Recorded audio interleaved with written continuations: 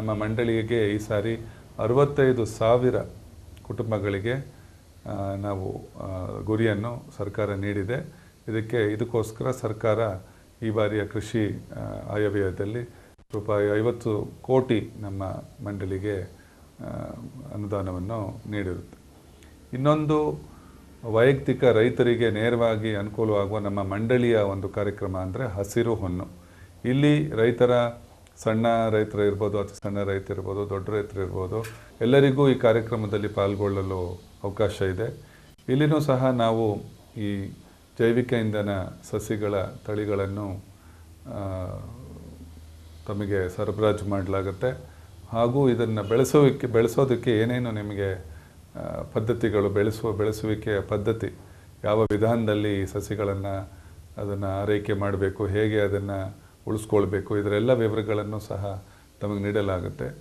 ಇದು ವೈಯಕ್ತಿಕವಾಗಿ ರೈತರ ಜಮೀನಿನಲ್ಲಿ ಒಂದು ಸ್ವರ್ಣಭೂಮಿ ಯೋಜನೆ, ಇನ್ನೊಂದು ಹಸಿರು ಹೊನ್ನು.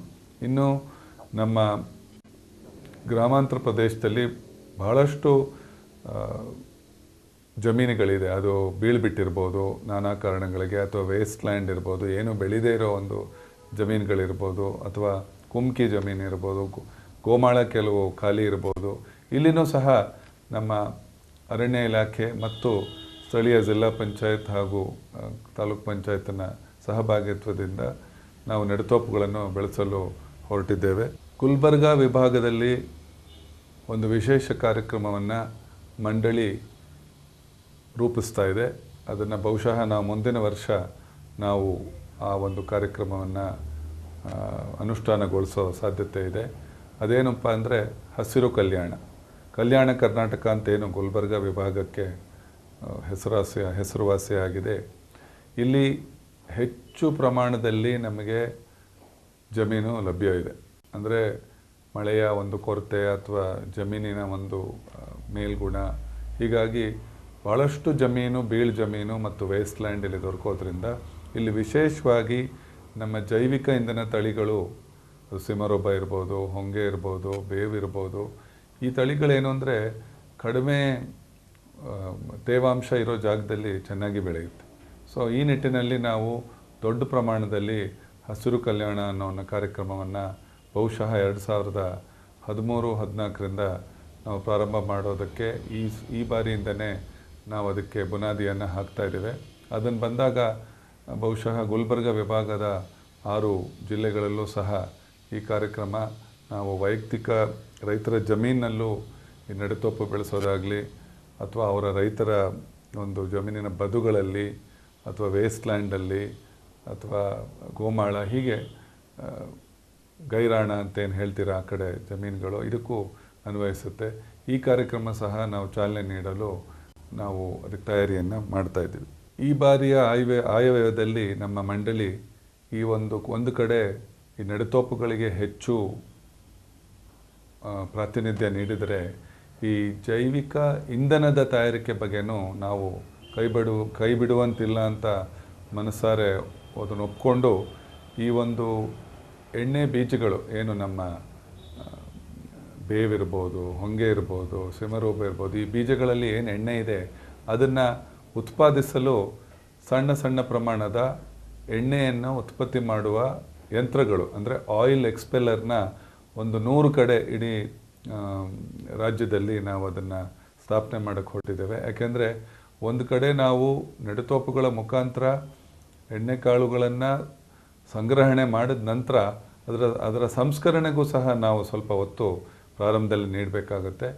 ಈ ನಿಟ್ಟಿನಲ್ಲಿ ನಾವು ಕೆಲವು ಮಹಿಳಾ ಸ್ವಸಹಾಯ ಗುಂಪುಗಳಾಗಿರ್ಬೋದು, ಇನ್ನಿತರೆ ಸ್ಥಳೀಯ ಮಟ್ಟದ, ಗ್ರಾಮ ಮಟ್ಟದಲ್ಲಿ, ಹೋಬಳಿ ಮಟ್ಟದಲ್ಲಿ ಸಂಘಗಳಿದ್ದರೆ ಅವರನ್ನು ಪ್ರೋತ್ಸಾಹ ನೀಡಲು ಈ ಒಂದು ಎಣ್ಣೆಯನ್ನು ತೆಗೆಯುವ ಒಂದು ಸಂಸ್ಕರಣಾ ಕೇಂದ್ರಗಳನ್ನು ಹಾಕೋದಕ್ಕೆ ನಾವು ನಮ್ಮ ಮಂಡಳಿ ವತಿಯಿಂದನೇ ನಮ್ಮ ಹಣಕಾಸಿನ ಒಂದು ಬೆಂಬಲದಿಂದ ಹಾಕಲು ನಾವು ತಯಾರು ಮಾಡ್ತಾಯಿದ್ದೀವಿ. ಯಾಕೆಂದರೆ ಈಗ ಉದಾಹರಣೆಗೆ ಹೊಂಗೆ ಬೀಜವನ್ನು ಸಂಗ್ರಹಣೆ ಮಾಡಿ ಆ ಒಂದು ಎಣ್ಣೆಯನ್ನು ತೆಗೆಯುವ ಯಂತ್ರದ ಮುಖಾಂತರ ತೆಗೆದು ಆ ಎಣ್ಣೆಯನ್ನು ಒಂದು 10 ಕಡೆ, ಒಂದು ಜಿಲ್ಲೆಯಲ್ಲಿ 10 ಕಡೆಯಿಂದ ಅದನ್ನು ಸಂಗ್ರಹಣೆ ಮಾಡಿ ಆ ಒಂದು ಹೊಂಗೆ ಎಣ್ಣೆಯಿಂದ ಏನು ಜೈವಿಕ ಇಂಧನ ಉತ್ಪಾದನೆ ಮಾಡಬಹುದು, ಆ ಒಂದು ಮೂಲ ಘಟಕವನ್ನು ಜಿಲ್ಲೆಯ ಒಂದು ಕಡೆ ಒಂದು ಪ್ರಮುಖ ಜಾಗದಲ್ಲಿ ಹಾಕಿ ಜೈವಿಕ ಇಂಧನವನ್ನು ಉತ್ಪಾದಿಸಲು ಹೇಗೆ ಒಬ್ಬ ಬಂಡವಾಳ ಹೂಡಿಕೆದಾರ ಕ್ರಮ ಕೈಗೊಳ್ಳಬಹುದು ಅನ್ನೋದನ್ನು ನಾವು ಪ್ರಾತ್ಯಕ್ಷಿಕವಾಗಿ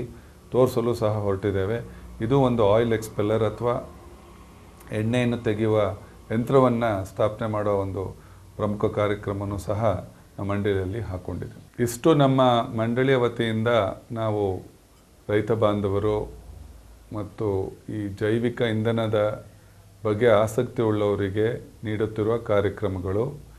ನಮ್ಮ ಒಂದು ಕಾರ್ಯಕ್ರಮಗಳ ಮುಖಾಂತರ ನಶಿಸಿ ಹೋಗುತ್ತಿರುವ ನಮ್ಮ ಪೆಟ್ರೋಲ್, ಡೀಸೆಲ್, ಯಾಕೆಂದರೆ ಇದು ಶಾಶ್ವತವಾಗಿ ಇರೋ ಒಂದು ಇಂಧನ ಅಲ್ಲ, ಜೊತೆಗೆ ಇದು ನಮ್ಮ ಪರಿಸರಕ್ಕೂ ಮಾರಕವಾದ ಇಂಧನ.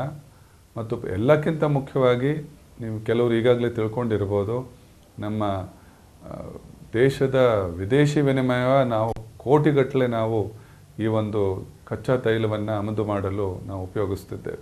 ಇದನ್ನೆಲ್ಲನೂ ನಾವು ತಡೆಗಟ್ಟಿ ನಮ್ಮ ಒಂದು ಇಂಧನದ ಸುರಕ್ಷತೆ ಹಾದಿಯಲ್ಲಿ ನಡಿಬೇಕು ಅಂದರೆ ತಾವೆಲ್ಲ ನಮ್ಮ ಮಂಡಳಿಗೆ ಜೊತೆ ಕೈ ಜೋಡಿಸಿ ನಮಗೆ ನೆರವಾಗಬೇಕು ಅಂತ ನಾನು ತಮ್ಮೆಲ್ಲರನ್ನೂ ಕಳಕಳಿಯಿಂದ ಕೇಳ್ಕೊಳ್ತೇನೆ. ಜೈವಿಕ ಇಂಧನ ಸಸ್ಯಗಳು ಈ ಸಸ್ಯಗಳು ವಿಶೇಷವಾದದ್ದು ಅಂತಲ್ಲ. ಯಾಕೆ ಅಂತಂದರೆ ನಾವು ಯಾವ ಸಸ್ಯಗಳ ಬಗ್ಗೆ ಮಾತನಾಡ್ತಿದ್ದೀವೋ ಈ ಸಸ್ಯಗಳೆಲ್ಲ ನಮ್ಮ ರೈತರ ಜೊತೆಗೆ ಅವರ ಜೀವನದಲ್ಲಿ ಒಡನಾಡಿಗಳಾಗಿ ಹಲವಾರು ಸಹಸ್ರ ವರ್ಷಗಳಿಂದ ಇದ್ದಂಥವು. ನಮ್ಮ ಕೃಷಿಯಲ್ಲಿ ಈ ಸಸ್ಯಗಳು ಪ್ರಮುಖ ಪಾತ್ರವನ್ನು ವಹಿಸ್ತಾ ಇವೆ. ಯಾತಕಪ್ಪ ಅಂತಂದರೆ ಈ ಜೈವಿಕ ಇಂಧನ ಸಸ್ಯಗಳು ಕೃಷಿಗೆ ಪೂರಕವಾಗಿ ಕೃಷಿ ಭೂಮಿಗೆ ಗೊಬ್ಬರವಾಗಿರ್ಬೋದು, ಪಶುಗಳಿಗೆ ನೆರಳಾಗಿರ್ಬೋದು, ಮತ್ತು ಉರುವಲಾಗಿರ್ಬೋದು, ಮತ್ತು ಇನ್ನೇ ಹಲವಾರು ಉಪಯೋಗಗಳು ರೈತರಿಗೆ ಇದರಿಂದ ಬರ್ತಾ ಇದೆ. ಇಂಥ ಸಂದರ್ಭದಲ್ಲಿ ನಾವು ಈ ಸಸ್ಯಗಳು ಕೇವಲ ಸಸ್ಯಗಳಾಗಿ ಮರಗಿಡಗಳಾಗಿ ಅಲ್ಲದೇ ಇತರೆ ಉಪಯೋಗಗಳನ್ನು ಕೂಡ ರೈತರಿಗೆ ಕೊಡ್ತಾ ಇದೆ. ಉದಾಹರಣೆಗೆ ನಮ್ಮಲ್ಲಿ ಸುಮಾರು 300ಕ್ಕೂ ಹೆಚ್ಚು ಜಾತಿ ಗಿಡಗಳು ನಮ್ಮ ರಾಷ್ಟ್ರದಲ್ಲಿದೆ. ಕರ್ನಾಟಕ ರಾಜ್ಯದಲ್ಲಿ 100ಕ್ಕೂ ಹೆಚ್ಚು ಜಾತಿ ಗಿಡಗಳು ಹಲವಾರು ರೀತಿಯ ಜೈವಿಕ ಇಂಧನ ಕೊಡೋದಕ್ಕೆ ಶಕ್ತಿ ಇರುವಂಥ ಗಿಡಗಳಿದೆ. ಏನಪ್ಪ ಇದು ಅಂತಂದರೆ ಇದರಲ್ಲಿ ಬರುವಂಥ ಎಣ್ಣೆ ಅಂಶ, ಉದಾಹರಣೆಗೆ ಹೊಂಗೆ ಇರ್ಬೋದು, ಜಟ್ರೋಪ ಇರ್ಬೋದು, ಹಿಪ್ಪೆ ಇರ್ಬೋದು, ಬೇವು ಇರ್ಬೋದು, ಹೀಗೆ ಈ ಎಲ್ಲ ಗಿಡಗಳಲ್ಲೂ ಎಣ್ಣೆ ಅಂಶ ಸಾಕಷ್ಟು ಹೆಚ್ಚಾಗಿದೆ. ಈ ಗಿಡಗಳು ಸಾಮಾನ್ಯವಾಗಿ ರೈತರು ಆಹಾರಕ್ಕಾಗಿ ಅಥವಾ ನಾವು ಆಹಾರಕ್ಕಾಗಿ ಬಳಸ್ತಾ ಇಲ್ಲ. ಇದನ್ನು ನಾವು ದೀಪ ಹಚ್ಚಲಿಕ್ಕಾಗಿ ಮತ್ತು ಕ್ರಿಮಿಕೀಟಗಳ ಹತೋಟಿ ಮಾಡಲಿಕ್ಕಾಗಿ ಇಂಥ ಪ್ರಯೋಜನಕ್ಕೋಸ್ಕರ ನಾವು ಈ ಗಿಡಗಳನ್ನ ಬೆಳೆಸ್ತಾ ಇದ್ವಿ. ಇಂಥ ಸಂದರ್ಭದಲ್ಲಿ ನಮ್ಮ ಜೀವನದಲ್ಲಿ ಹಾಸುಹೊಕ್ಕಾಗಿರುವಂಥ ಈ ಗಿಡಗಳನ್ನು ನಾವು ಹೆಚ್ಚಾಗಿ ಬಳಸಿದ್ರೆ ಪ್ರಸ್ತುತ ಸಂದರ್ಭದಲ್ಲಿ ಜೈವಿಕ ಇಂಧನ ನಮಗೆ ಯಾವ ರೀತಿ ಬೇಕು ಅನ್ನೋದನ್ನು ಈಗಾಗಲೇ ತಿಳ್ಕೊಂಡಿದ್ದೀರ. ಈ ಸಂದರ್ಭದಲ್ಲಿ ಈ ಗಿಡಗಳು ನಮಗೆ ಹೇಗೆ ಅನುಕೂಲ ಮಾಡ್ತದೆ ಅಂತ. ಈಗ ಹೊಂಗೆ ಅಂತ ತೆಗೆದುಕೊಂಡ್ರೆ ಆ ಹೊಂಗೆ ಮರ ನಮ್ಮ ಕೃಷಿ ಭೂಮಿಯ ಬದುಗಳಲ್ಲಿ, ಬೇಲಿಗಳಲ್ಲಿ, ನಮ್ಮ ಮನೆ ಹಿತ್ತಲುಗಳಲ್ಲಿ ಎಲ್ಲ ಕಡೆ ತಲತಲಾಂತರದಿಂದ ಬೆಳೀತಾ ಇರುವಂಥದ್ದು. ಈ ಗಿಡಗಳಿಂದ ಬಂದಂಥ ಈ ಎಣ್ಣೆಯನ್ನು, ಅಂದರೆ ಬೀಜದಿಂದ ಬಂದಂಥ ಎಣ್ಣೆಯನ್ನು ನಾವು ನೇರವಾಗಿ ದೀಪ ಹಚ್ಚಲಿಕ್ಕೆ ಉಪಯೋಗ ಮಾಡ್ತಾ ಇದ್ವಿ. ಇತ್ತೀಚಿನ ದಿವಸಗಳಲ್ಲಿ ಆ ಎಣ್ಣೆಯಿಂದ ನಾವು ಜೈವಿಕ ಇಂಧನ ಡೀಸೆಲನ್ನು ತಯಾರು ಮಾಡೋದಕ್ಕೆ ಸಾಧ್ಯವಾಗಿದೆ. ಇದರಲ್ಲಿ ಹಲವಾರು ಉಪ ಉತ್ಪನ್ನಗಳಿದೆ. ಆ ಉತ್ಪನ್ನಗಳನ್ನು ನಾವು ಉದಾಹರಣೆಗೆ ಹಿಂಡಿ, ಅದನ್ನು ಗೊಬ್ಬರವಾಗಿ ಬಳಕೆ ಮಾಡ್ತಾ ಇದ್ದೀವಿ, ಹಸಿರೆಲೆ ಗೊಬ್ಬರ ಉಪಯೋಗ ಮಾಡ್ತಾ ಇದ್ದೀವಿ, ಮತ್ತು ಇತರೆ ಉಪಯೋಗಕ್ಕೆ ಅಂತಂದರೆ ಔಷಧಿ ಆಗ್ಬೋದು, ಸಾಬೂನು ತಯಾರಿಕೆ ಇರ್ಬೋದು, ಚರ್ಮ ಹದ ಮಾಡೋದಕ್ಕಿರ್ಬೋದು, ಹೀಗೆ ಹಲವಾರು ಉಪಯೋಗಗಳಿದೆ. ಮತ್ತು ಇದ್ರ ಜೊತೆಗೆ ರೈತನಿಗೆ ಪ್ರತಿ ವರ್ಷ ಒಂದು ವರ್ಷವನ್ನು ಬಿಡದೇನೆ ಸ್ವಲ್ಪನಾದ್ರೂ ಈ ಬೀಜವನ್ನು ಉತ್ಪಾದನೆ ಮಾಡ್ತಾನೆ ಇರ್ತದೆ. ಕೆಲವು ವರ್ಷಗಳಲ್ಲಿ ಹೆಚ್ಚಿರ್ತದೆ, ಕೆಲವು ವರ್ಷ ಸ್ವಲ್ಪ ಕಮ್ಮಿ ಇರ್ತದೆ. ಆದರೆ ಸಾಧಾರಣವಾಗಿ ಕನಿಷ್ಠ ಒಂದು 10 ವರ್ಷ ಬೆಳೆದ ಗಿಡ ಕನಿಷ್ಠ 10ರಿಂದ 50 kgವರೆಗೂ ಬೀಜ ಕೊಡೋದಕ್ಕೆ ಸಾಧ್ಯತೆ ಇದೆ.